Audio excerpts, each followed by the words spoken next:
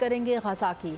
Israel की सफाकियत थम ना सकी। गजा पर बमबारी जारी। इसराइली हमलों में शोहदा की तादाद 10,000 से तजावुज़ कर गई। शोहदा में 4,104 बच्चे, 2,641 खवातीन शामिल हैं।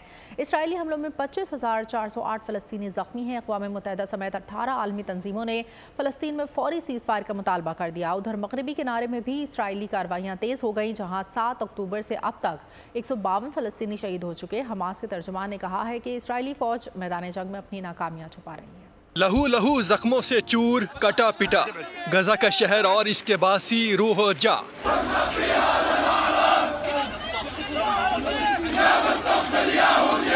इसराइली तैयारे मिसाइल बरसा रहे हैं। अलमिया का लफ्ज शहर के लिए छोटा पड़ गया। अस्पताल में जख्मियों के लिए अद्वियात नहीं है। अस्पताल भी इसराइली हमलों से महफूज नहीं। नाजायज रियासत और इसराइल अस्पतालों के सोलर सिस्टम भी तबाह करने लगी। अशफा अस्पताल के तवानाई के वाहिद जरिए को भी तबाह कर दिया। इसराइल ने मगरबी किनारे पर जुल्म ढाने में कमी नहीं की। फलस्तीनी मुजाहमत के इस्तारे अहद तमीमी को भी गिरफ्तार कर लिया। अहद तमीमी की इसराइली फौज को दांत काटने की वीडियो वायरल हुई थी। इसराइली फौज अस्पतालों के अलावा पानी के कुओं और बेकरियों को भी चुन चुन कर निशाना बना रही है, ताकि गजा के बासियों की जिंदगी मजीद अजीरन हो जाए और वो गजा को खाली करते।